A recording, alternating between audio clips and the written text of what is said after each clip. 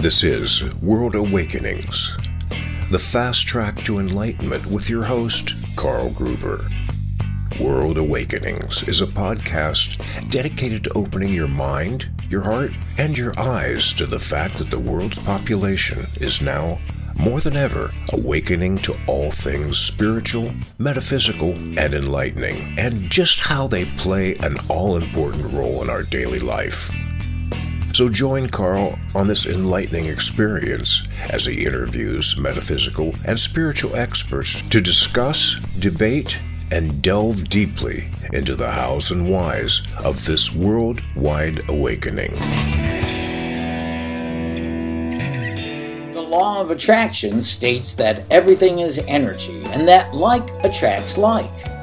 True spirituality states that the only true reality is that of oneness, unity, and unconditional love and forgiveness.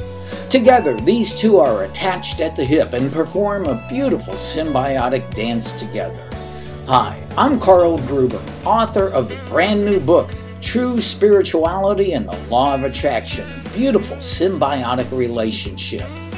This is a book that will show you how to build a rock-solid personal foundation based on unchanging, eternal, universal truth that shows you how to become a consistent co-creator with the universe to create the life you love to live and live to love.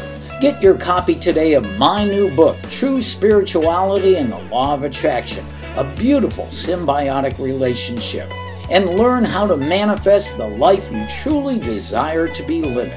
Now available as an ebook or paperback on Amazon.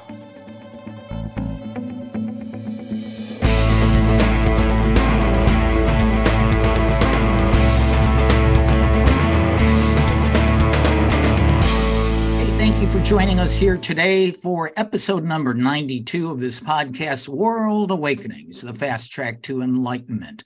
For over 4 years now, this show has pursued a deeper knowledge and understanding of all things spiritual, metaphysical, and enlightening. Now, we've done just that by talking one-on-one with some of the world's and some of not this world's top experts, teachers, masters, ascended masters, and purveyors of these topics. We continue this path with our special guest today. But first, I would love to have you get a copy of my new book, True Spirituality and the Law of Attraction, a beautiful symbiotic relationship, a book that will show you how to build a rock-solid personal foundation so you can become a consistent co-creator with the universe to manifest the life you truly desire to live. Now available as an ebook or paperback on Amazon. And also, please take a moment to subscribe to this channel so you never, ever miss a single awesome episode. Now, our featured guest is Birgitta Visser, our soul empowerment coach and light configurer. She delivers messages from many light beings to the aid of humanity. She is a courier for those who wish to convey their messages, and she has many talents and abilities, from being a Reiki Master, a practitioner of emotional freedom technique, also known as tapping, certified as a Holistic Nutrition Instructor, a certified Advanced Meridian Psychotherapist, a level 1 quantum touch healer, and so many others. At one point in her life, she was also a professional model. Now, she is also an inspired channel for a collective of light beings, ascended masters, Archangels, and Galactics. And now she's also the author of her new book, Becoming Authentically Me. So, wow, with all of that, welcome, most talented lady, welcome. Thank you so much for having me, Carl. That's my doorbell going. Don't worry about it. It's going to shut off in a minute. No worries. We're just glad to have you here. So you have to forgive me. It's a good thing I have my coffee. My voice is a little shaky today for whatever reason. I went out for a run this morning in 35-degree weather, so maybe that's it. Woo! So, 35-degree weather.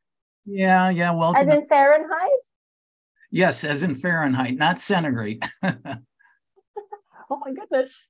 Yeah. So welcome to Ohio in the Midwest in the United States. But so let's pursue what you're doing. You have an amazing array of talents, but and I've been reading the first couple chapters of your new book. It's called Becoming Authentically Me, which is pretty interesting stuff. Now, by your own admission, you've had a pretty wild and diverse history on your journey to finding your true, authentic self. Can you give us a taste of your earlier years and how you got to where you are now? Well, I always say this, Carl, before I incarnated, I must have been off my face. I must have been drunk because I ticked every I ticked every experience in the box, right? And then I thought, yeah, this is going to be a walk in the park. Well, it wasn't.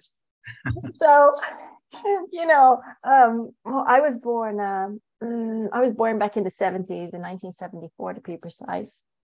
And, my early childhood, I remember I loved my early childhood. But then, trauma crept in. And by the age of 10 or 11, I was abused by a friend of the family. And in the 80s, life was very different to what it is now. So I just kept the lid on it. I didn't say anything. I just carried that with me. But because I carried that with me, it's like life started to get, there were kinks in the cable started to creep in, so to speak. And then when, because I grew up in Singapore, Malaysia, partially for about 5 years. And when we returned, I was 13, nearly 14, and then my dad passed away, coronary heart disease. But he knew he was going to cross over. He was very spiritual himself. He was too spiritual, so to speak. He was a Rosicrucian, and he didn't have that balance between the earthly and the spiritual. So, it was unbalanced, and he had a family to take care of, and he wasn't working. And I think he was trying to fix. Well, he was meditating a lot, right? But he thought he could cure himself. So he didn't take his medication. And one day he was cycling in along the beach in Holland, and he just fell off his bike, took a last breath, and that was it. And the doctor said, when he was, they tried to resuscitate him in the ambulance, got to the hospital, and the doctor let him go because it was just, she said if she had resuscitated him, he would have been in a vegetative state. And she didn't think that was a life for him. And my mother totally agreed. So from that, and then I was bullied at school because I was super skinny. I was really good at starving myself. I was a pro. That was my superpower, right? My mom had no clue because I would just make my sandwiches in the morning, take them to school, chuck them in the bin. Wow. And it was terrible. It wasn't always like that. But because I got bullied at school as well, and, kids wanted to copy my homework. And because of what happened in my youth, and you're going to think I'm really strange, but if my classroom was here and there was a guy right there in the hallway, right, I would take a completely different route to get to the classroom even if it was 2 doors down, because that's how scared I was of guys. They petrified me, honestly petrified me. And so with my mom, what she did was she put me on a modeling course. Yeah, but that didn't work for me, because I was really like a Quasimodo, the Hunchback of Notre Dame, right, because I carried the weight of the world on my shoulders. And I felt like an ugly duckling. I really, really did. And so my mom put me on this course, hoping that, my self-worth would improve. Well, fat chance of that happening, because I got a hairdresser really liked my look, and he said, "Well, do you want to be like the showrunner to this hairdresser show?" And I'm like, "Yeah, sure." And the only thing he forgot to mention was my hair was about this long, and it became this short, like a pixie. And I was like, "Oh my gosh!" Oh, I felt horrific. I mean, I did do the show, but I felt horrific. But then, how old were you at that point? So I think it was 16 or 17. Okay. So, but the thing is, I mean, yes, I rolled into very traumatic relationships, from verbal abuse and not the physical, but it was really mental abuse. And, but I always say it doesn't matter what kind of trauma you go through, right? I didn't heal my trauma. I didn't alchemize it because I didn't even know it at the time. And so I carried it with me. And because you have that trauma and you don't heal it, it's like you create another bit of trauma, and it just keeps going, right? Until a light bulb, you have that light bulb moment, and it's like, yeah, you know what? I need to heal myself. But even at 19, when I was 19, I finally told my mom after we watched an Oprah Winfrey show. She's like, well, you know what? I'm glad neither you or your sister got abused. And I just remained quiet. And that's finally, when I told my mom. And the first thing she said to me was, "Your dad?" And I'm like, "No, it was, this friend of the family." And she's like, "If your dad had still been alive, I'm sure he would have murdered him or strangled him." Wow. So, yeah. That's interesting in that how many, all the people I've interviewed and friends I've talked to, how common abuse of a young child is, especially young girls, but young boys are abused too and bullied too. And it's just part of our crazy egoic world. I fortunately, as a youngster, I never had to go through any of that. And so when I discovered that how other people have had to endure that over their young years, I'm just flabbergasted at it. Yeah. It's just, I mean, I look back, people always say, well, you've been through so much. And I'm like, I look back and I'm like, yeah, but I signed up for it, and I wasn't one. Yes. I mean, I starved myself throughout my life, because I would always want to make a relationship work. The first time I met someone was when I was out in Istanbul. I was modeling and I was bartending, because the thing with me was, wherever I was in the world, I would always work. I would always find work, because that is the attitude that I had. And even though I was in toxic, relationships, the first one I met was when I was 21 and a half. And he's doing very, very well for himself now. He's married, he's got kids. I mean, I was twisted in my head, honestly, because it was like, oh, wait, the guy kissed me, which means, oh, hang on, I have to go out with him now, right? These days, if you don't want to go out, it's like, take a hike, mate. And but I was so messed up at the time because I didn't understand anything about guys, and I didn't understand how everything worked. And so I went out for him for probably like 3 years, and it was tough for me because the other thing was, because I didn't heal the trauma, I suffered from vaginismus. And many women suffer from this in silence, where it's difficult for them to have intercourse, because it's like, when we talk about quantum physics, right? You have this little hypothalamus in your brain, and it's like this little mini factory, right? And it archives all your experiences and your emotions that you have not, healed. And it's like, oh my God, it was like, excuse me, but there is something, it would send this signal to the neuropeptides, and it was like, it would dock on that receptor, and it's like, something invasive is coming in. No, that's how it works. That's kind of how it works. But so it was very, very difficult for me. And many, many years later, I think I was 39, I found out I had vaginismus. And that's because it's often caused by trauma in someone's childhood. And so, I mean, now it's, it's probably not as taboo a topic as it was back then, because people are far more open now. But I just didn't know. It was like my life was a puzzle. I had to figure everything out.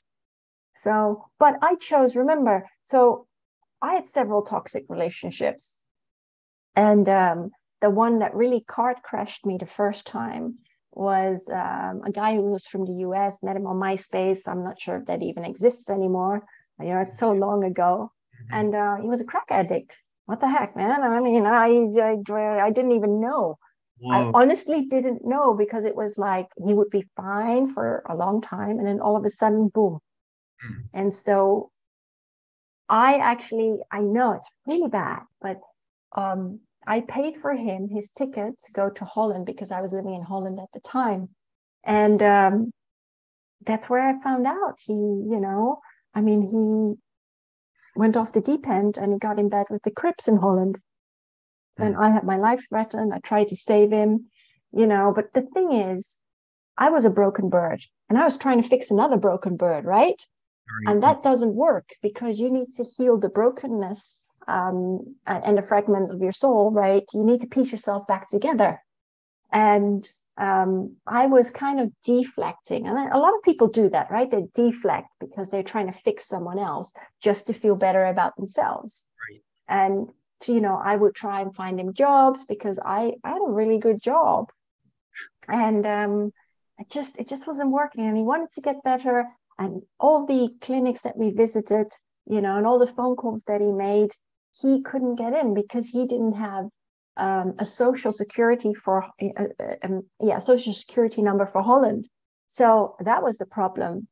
And it just, the Crips held him for ransom. I think he stole a chopper bike and some other stuff. I mean, he pawned all my stuff, a lot of my stuff. But wow. I've seen him with, I saw him with crack hands. I really thought he was going to die. But when they held him for ransom, it was, I did save his life because I helped the cops. And they found him, they located him, and they deported him back to the US. Mm-hmm. So, and that, and that way I saved his life. But the Crips threatened me, and they threatened, if they ever found Mark, they would, they said, you'll find him in a ditch somewhere. So my mom, she took me out of Holland in the space of like 2 days. And the cops said to her, that's the best thing you could do. I think the guy went on trial in Holland last year, finally, because they had to garner so much evidence over the years. It was it's massive trial. But so I got out, and I was very, I tried to exit this life, and I took a whole box of like aspirin or ibuprofen. It's called something else here, but that doesn't matter. And it didn't do anything for me. The only thing that happened was the next day I woke up with no headache, and that was it, and a good night's sleep, right?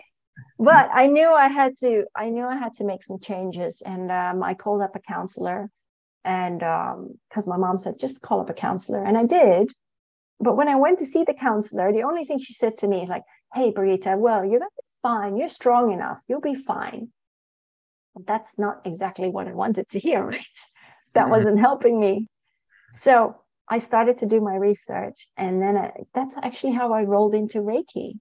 And that really helped me so much at the time. It's years ago, but it really, really helped me. And from that point on, I just became like a SpongeBob for knowledge, because I really wanted to understand more, of the spiritual and healing and how everything worked. So, as you mentioned earlier, I studied a lot of healing modalities. It sounds like you came into life and went full bore into the experience of the 3D experience of human life.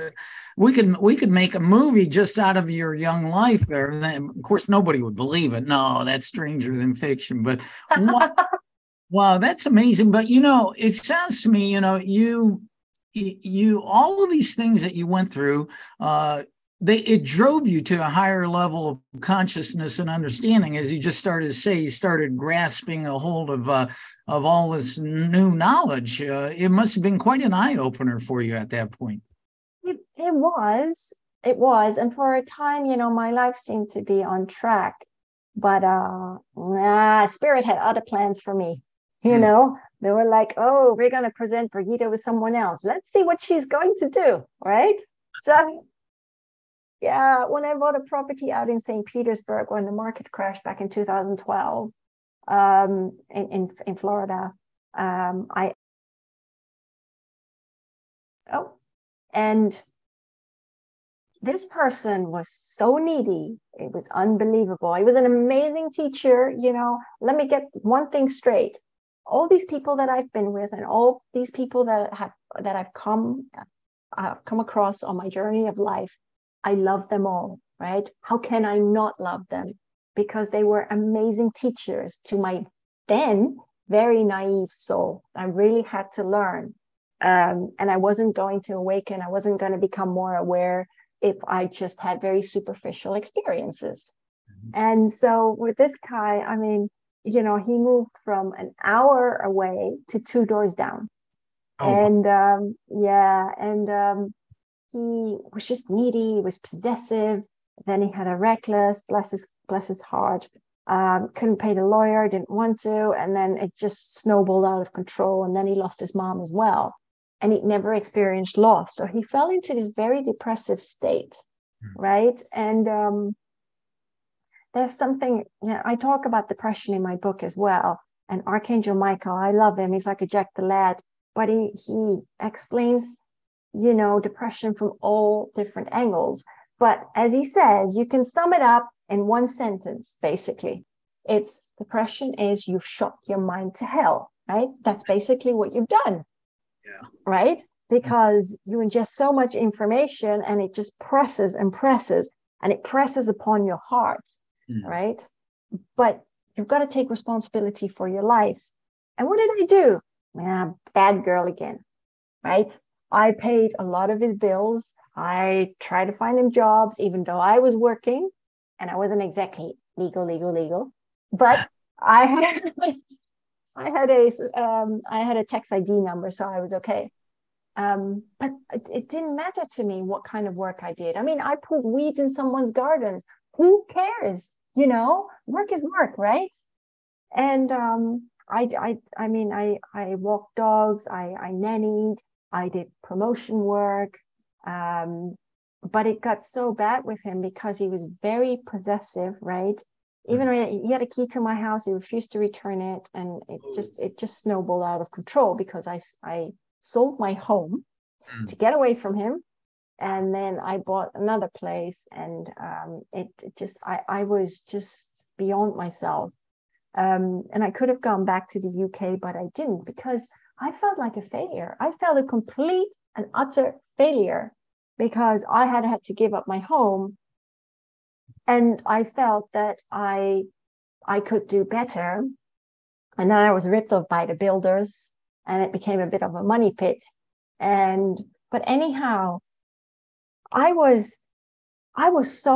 felt so low within myself. I would often just sit in the dark and scream at spirit, and at God and just say, I can't do this anymore. I'm so mad at you. And finally I said, but I need help. I really need help. And finally I got a little breadcrumb, and I picked it up. And it was in the form of my sister. And she had done combo before. And she said, Birgitta, try combo. And I kind of just looked at it. What is it? I didn't really read all of it because when I go into a healing experience, I want to go in with no expectations. And so I did see it was about the monkey tree frogs in the Amazon, right? And they scrape the poison from its skin. The frogs don't die, they croak away happily ever after. But what the shaman does is either they burn like 4 points on the top of your skin, right? They burn that away, or they do it on your leg. And the guy did it on my leg, and oh my goodness, I'm telling you, whoa, I was just purging away into this happy yellow bucket, right? And it came out both ways. So I was running to the toilet as well. It was an internal car wash, Carl. Oh my gosh. And where did you do this? It was, a lot of people go to the Amazon to do these things, or Peru. No, it was in Florida, near Gainesville, and I think it was Alachua. And the guy was amazing because, he was licensed and he went to Peru every single year, went into the jungle. And he said as well, it took me 4 hours the first time because my ego was battling, so hard. And I always say the ego is like the cop at the standing by the door of your soul, so to speak, right? And it was tough for me. I did it 2 more times after that, and that was so much quicker within 2 hours. But the thing with that was it gave me clarity. It gave me so much clarity. And what I did was, because I wanted to I wanted to change my life. So I took that responsibility. It's people like to blame other people for their troubles, right? Because that's deflecting rather than reflecting. But at the end of the day, right? The only person staring back in the mirror is you. So you had finally reached a point in your life where you said, that's it, I can't take it anymore. And you decided to go towards a higher consciousness level and find your higher self. Yeah, absolutely. Absolutely. And then a few weeks later, I made a bucket list, like stuff that that I had already planned to do. I mean, my stepdad died in 2000. And I was 25 at the time. And I mean, that was hard on me. He died of cancer. And I had friends that did drugs. And I did drugs for like 3 months. And I could have killed myself at the time because I had a blackout one night, taking too many E's. And but I quit cold turkey. Mm-hmm. So it was recreational for me because I still went to work. But still, it just wasn't right. I did tell my mom, and the first thing she said to me, "Are you still using?" "No, Mom, I'm not." And I wasn't. But but I promised my stepdad back in 2000, I'm going to run for charity. I'm going to run for cancer. Well, that was a figment of my imagination because I kept running in my head, right? So finally I did it, and I started running for charity in the US. I did loads of 5Ks and 1 10K, but I even went skydiving because I have this fear of heights. So I did stuff like that. But one day Spirit was like, "Birgitta, you're going to this fair." It was 5 minutes down the road. I'm like, "No." And it was like, they kicked me out of my own house.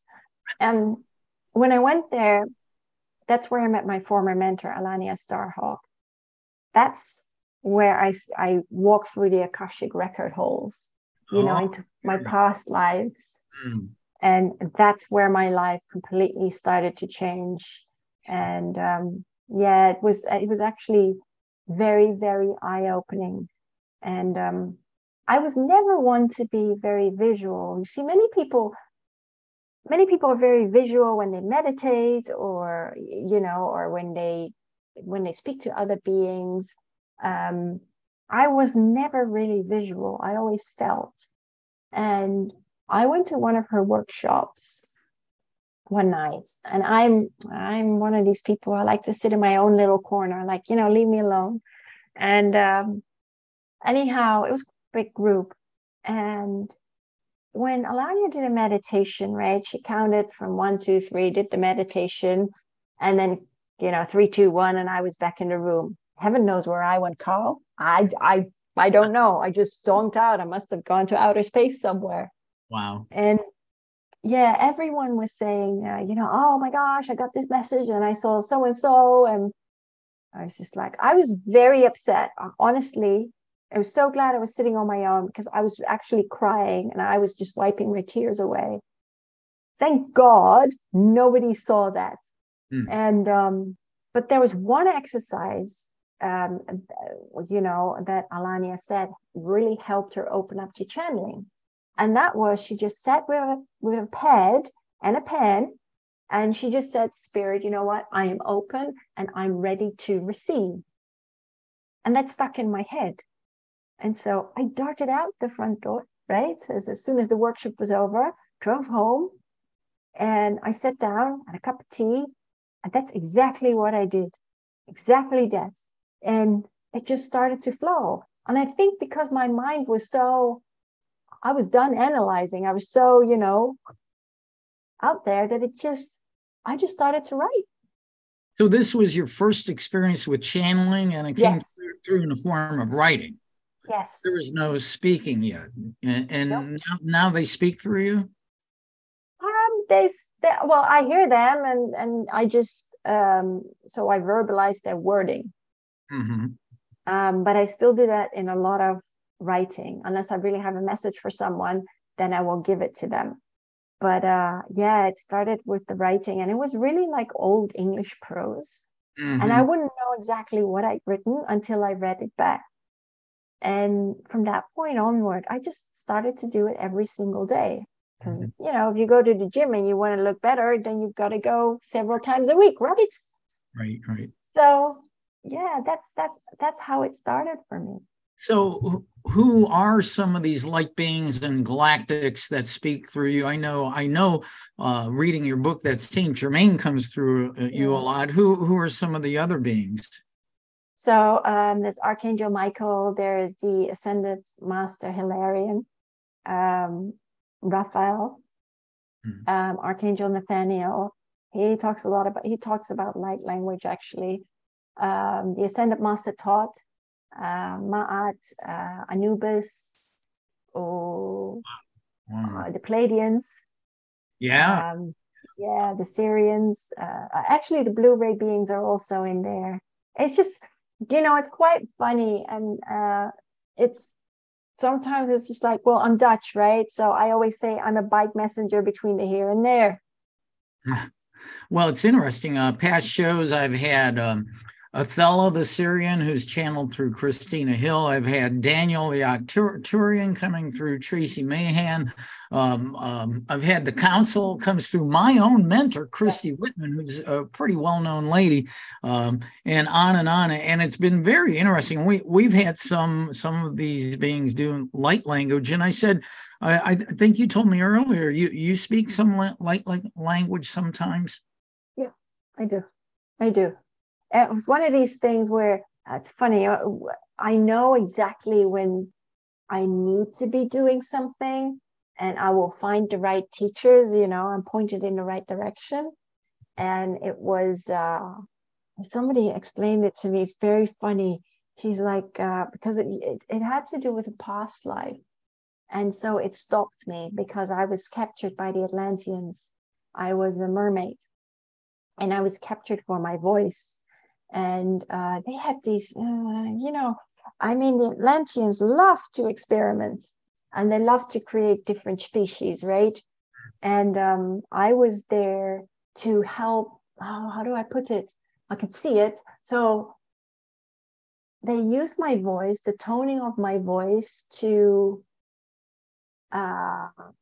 align these created species, these half breeds. That's why, and that is one of the reasons why my voice remained so mute for so long. And I was trying, but it wasn't coming out. So I needed to heal that part of my past, you know, one of my past lives. And now it just kind of flows. I mean, I don't get the usual beings. I'll do it in a minute for you. I have many of, I call them the aquatics. So they're from the Syrian star belt. So I will have the very translucent, I call them octopus heads. That's not their name, but because they do have a body, but you see the tentacles. They're beautiful. And then I have other ones that are very furry and blue, and they've got really big ears. Of course, I do know the Syrians and the Pleiadians, but there are others that have gills in their neck, and then they have what do you call these things, like what butterflies have, the feelers, right? Right. So they're all different beings that I channel, all different beings. And then there's the Council of Ra as well, and they're very harsh in their wording sometimes. But yes, I'm happy to give a demo if you want. Yeah, boy, we'd love to. Light language is very, very unique, and it can be very melodic even. Yes, can. So do we want to put an intent out there? Do we? Let's put an intention out for, this sounds very generic, but it's needed. Let's support reduction of chaos and more peace for humanity right now. We need it now more than ever in the world. Yeah, okay. So that's healing, isn't it? Yeah. Okay, all right.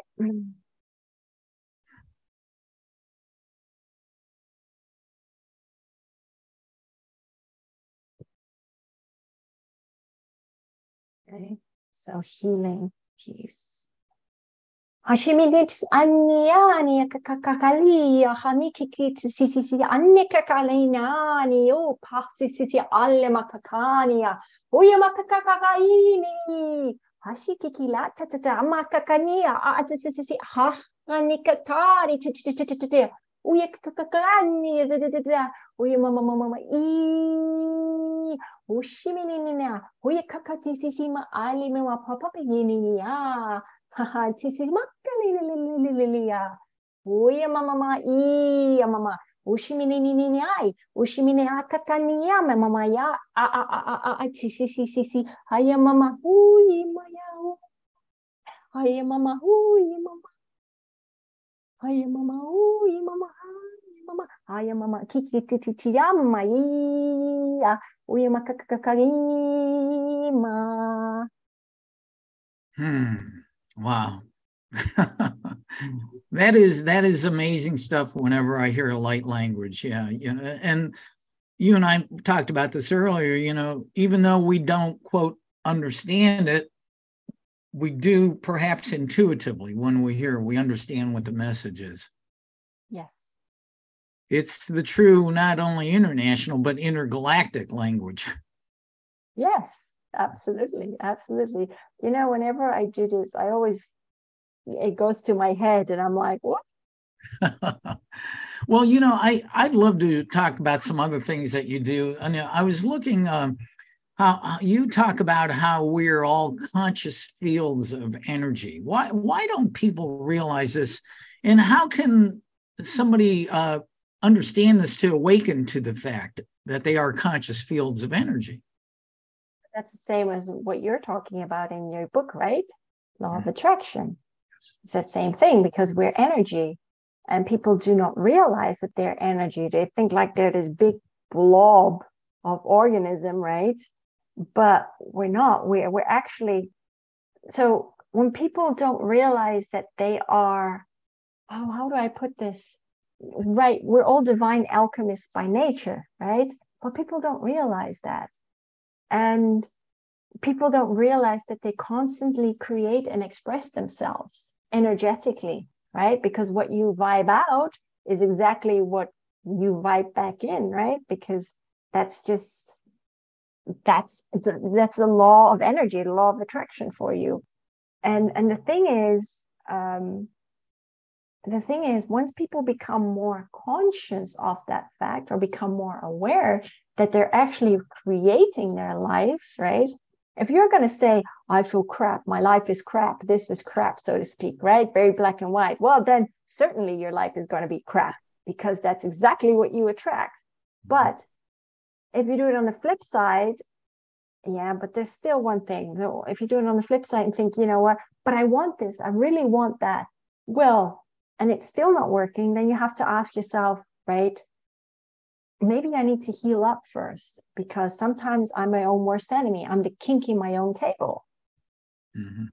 And so when you become more aware and when you start to heal up, then, you attract a completely, you're on this different energetic resonance, so to speak, right? You vibe at a different level. And I always say, you are the universe as much as the universe is you, right? And you need to dance in harmony with the universe, right? With the energy of the universe. Because if you're out of sync, forget it. I think that to me, the understanding and knowing that we are, in truth, a conscious co-creator with the universe of our own life is... The time is now for the world to understand that. And through my guests that I've had on and people I speak to and talk to, it's more prevalent than ever. And it's beautiful. Obviously, with 8 billion people on the planet, there's still most of them are caught in the egoic world. But this is a time of evolvement and change. And so many of my guests talk about we're going through an ascension of turning to crystalline structure and ascending to the 5D. And this is part of it, understanding it. And it's a basic concept. What you give is given back to you. All that you say and do, it comes right back to you. So if you're judgmental about something, no wonder if somebody judges you too. Absolutely. Absolutely. And it's, it's all about learning to remember who we are. That's why we're here, And when we talk about from going from 3D to 5D, that's just a mindset, right? Technically, it's just a mindset. It's that shift in consciousness. There's one example. Yeah, thanks. That's Lord Sanat Kumara. I really like him. He's Venusian, by the way, but he says, I forgot about that example, but he's like, if you have a shelving unit, right, and you've got a radio and you put it on the third shelf, so to speak, right, and you listen to the music and it's all fine, and then all of a sudden it becomes distorted, and you put it, because you're going to the fifth, right, you're changing that mindset, and it's all distorted, right, because you need to heal up and you need to try and fix that frequency. And then when you get that, it's like, you know what, it's so much better higher up, because when you're higher up on the shelf and you look down at the world, so to see, you see that from a completely different perspective than when you're on the third shelf, so to speak. And I thought it was quite a good analogy. But it's the same, like the Ascended Master said about, 3D and 5D, 3D glasses and 5D glasses when you go to the cinema, right? So when you look through your 3D glasses, you see something completely different than when you take them off and you wear 5D glasses, and all of a sudden you're like, hey, you know what? I get it now. Mm-hmm. So these are just funny analogies, but it's just a shift in mindset. And you cannot be your authentic self if you keep roaming around in the same experiences and not learning, right? Your experiences are never meant to taunt you. They're here to upgrade you, to level you up, and to make you become more aware of life and understand it. What's the classic line? I think the classic line is, if you keep doing what you've always done, you'll keep getting the same results you've always gotten. But that example of the radio on a higher and higher shelf, I like that. I think A Course in Miracles puts it beautifully. They call it rising above the battleground. You're looking down on the battleground. You're no longer involved in that 3D crap and drama and trauma, but you can actually see it objectively without judgment, which I think is beautiful. I would like to find out about what you do. Let's see. You do something called soul empowering. What exactly is that? It's in the wording, isn't it? It's so soul empowering is okay. So we live in a world where many people have disempowered themselves, right? And because they've given their power away so freely. And it's all about taking that empowerment back, that I am power, right? And empowering yourself, returning to the, returning to that trifold flame of the authentic being that you most authentically are. Sorry, that's Saint Germain.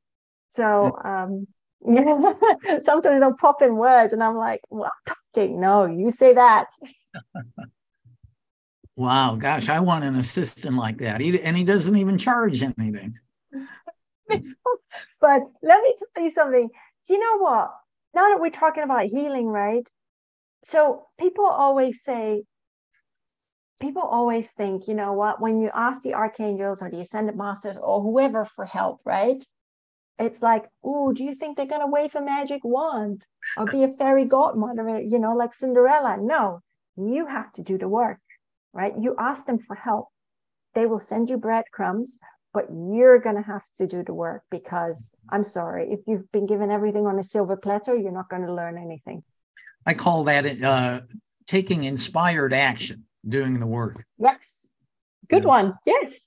Well, I really, like I said, I've had a chance to read a couple chapters of your new book, but let's find out more about your new book, Becoming Authentically Me. And that is capital B, capital E, dash coming. What is this about, and why is the title that way?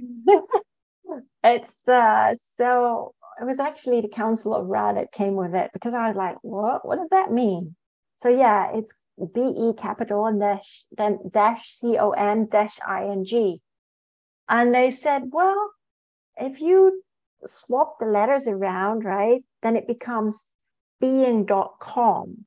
Now the .com is of course a suffix for worldwide internet. But derived from Latin, it means with or together with. And so they made it being.com. And so when you slice it up even further, COM, it means creation of myself, right? So being the creation of myself, because we constantly create and express ourselves, right? That's what we do. That's our nature. And so that's what it means. So how did this book come about? If I'm correct in this, much of this book was channeled, right? Yeah, a lot of it was channeled. I started writing in 2000, but that was more journaling about my life. And I'd always kept it. But then when we went into this lockdown, right, which I do talk about in my book as well, but it spurred me on, and because of course I had my daytime job, but it spurred me on to finish writing the book. And yeah, it took me another 2 years. 2 years, 2.5 years. Okay. Well, it's pretty interesting, just like you. I mean, your experiences are phenomenal. What you do is amazing. There's another thing in your book that I found interesting. Your book has a graphic of a pyramid, which you explain as being an energetic formulation of the divine built to the sacred geometrical design of the divine blueprint of the universe. I like that. What is that all about?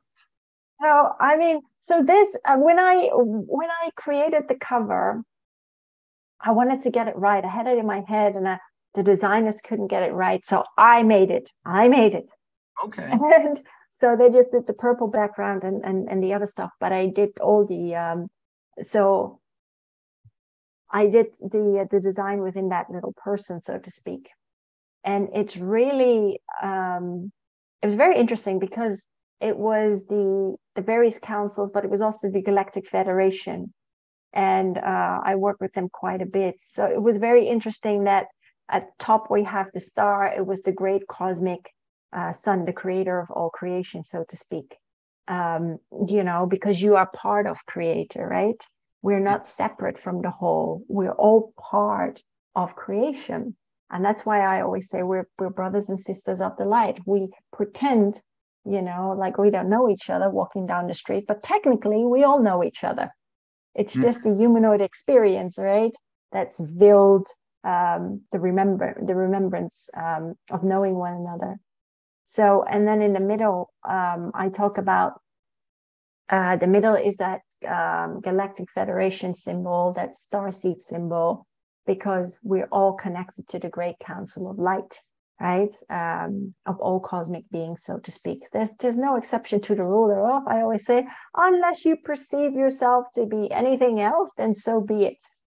And then below that, there's the triangle. And I love playing with triangles, because I love the pyramids. I love sacred geometry. So it's funny how the Council of Ra will always talk about pi, right? Because you're nothing and everything at the same time. And there's so much beauty in that saying, you're nothing and everything at the same time. Because when you understand that concept, right, then you understand that you are that you create, you create your life. And then below that, we've got the lotus flower. And it's really about, I call that the I am seed, right? The I am seed of your ever unfolding, blossoming soul. And I say that because, we are forever expanding, we are forever evolving, because we are eternal in nature.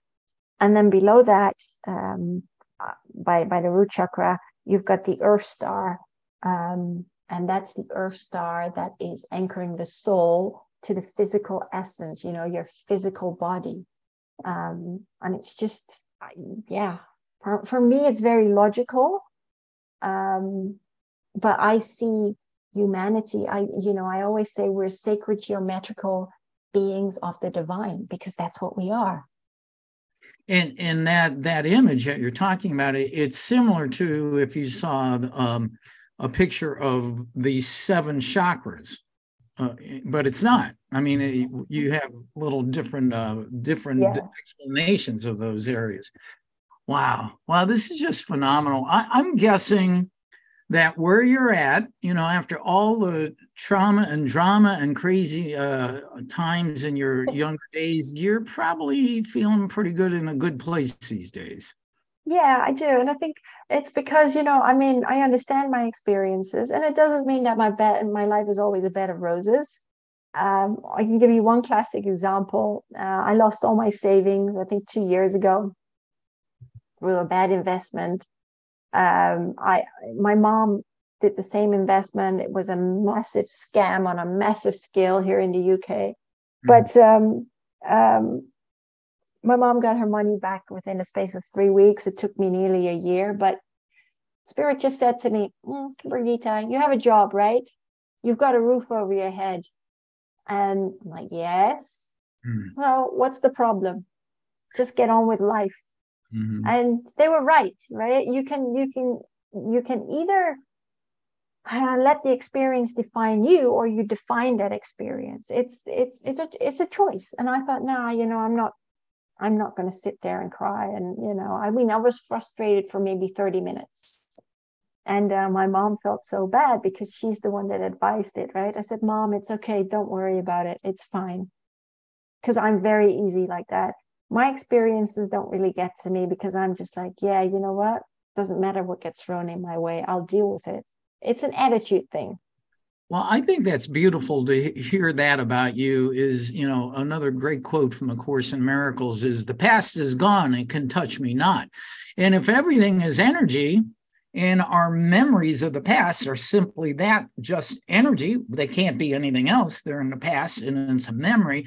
And if you continue to dwell on it, and you attract that same energy back into your life. And so if you understand that it's gone and can touch you not, you don't need to ruminate on it or stay there. Just, it's exactly what you did with that situation with the bad financial investment. Yep. Yeah, absolutely. And like I said, I think the most important thing, you know, as Saint Germain always says, and that's actually the ending of my book as well, it's like, you know, what is life about? It's about a return to love. You know, no more or less, no more, no less. It's really about returning to a love of self and returning to a love of all, right? And he's actually right in saying that. It's really that simple. But we've slapped so many labels on our mind, you know. We've just that we're lost in this jungle of life. And I always call it, you know, when you incarnate into this difficult part of the universe and planet Earth, it's like the insane asylum, right? Because as soon as you land in that insane asylum, you get born into this system, right? You get fed your meds, or you're on a drip, and you're like spaced out, and you're like, yeah, mate, I'm good, right? And it's just like, and then people start to awaken, right? They're like, no, there's got to be more to life. You know, there must be more to life beyond this insane asylum, beyond this wall. And then they hop the fence, and then they're like, oh my God, life is so much more magnificent than, you know, we ever imagined. Wow, we've been talking to Birgitta Visser, an amazing lady and author and channeler and healer. And you know, I just we're going to wind up here in a little bit, but I'm really curious. You have so many certifications and talents. Now I know you do Reiki, energy healing, emotional freedom technique, tapping, but I'm kind of curious. I don't know a lot about this quantum touch healing you do. What is that? I used to do that. So it's you know, I mentioned this in my book as well. because quantum touch is really about directing the energy, right? Directing the energy consciously. With Reiki, you don't do that. With Reiki, it's like hands-on healing, but with quantum touch, it's also working the breath. So, because the breath is so important, people don't always realize that, because we breathe up to here, so to speak, right? We shallow breathe.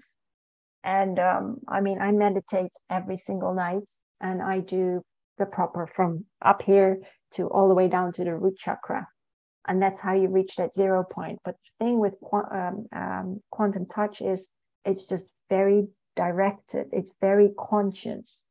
And you really have to breathe properly and direct that energy to the place of discomfort. There are so many modalities where yes. we heal and move energy around. And I think that's the beauty of a show like this, where we can sit and investigate and talk about these things. If it was just 20 years ago, much of the stuff would have been taboo, or people, you talk about it and, oh, that's all woo-woo.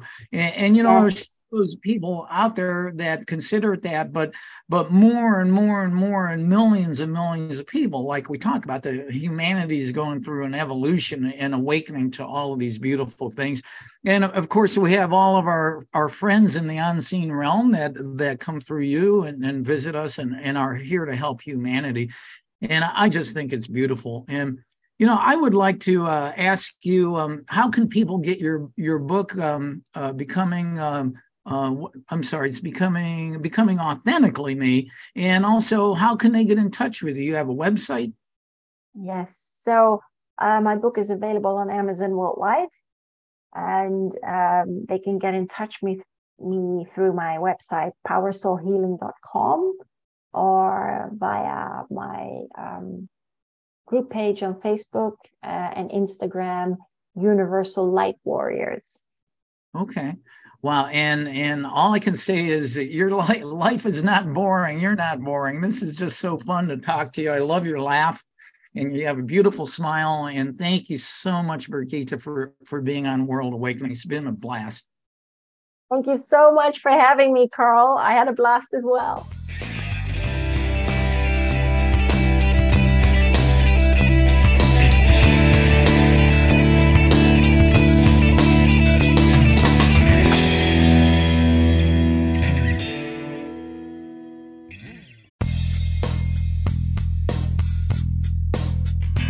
This has been another episode of World Awakenings, the fast track to enlightenment with host Carl Gruber, a certified Law of Attraction life coach. We welcome you to tune in to each and every episode of World Awakenings as we open your mind, your heart, and your eyes to the fact that the world's population is now, more than ever, awakening to the truth of all things spiritual, metaphysical, and enlightening, and just how much they play an all-important role in our moment-to-moment daily life. Much love and light to you, my friend, and thank you for tuning into World Awakenings.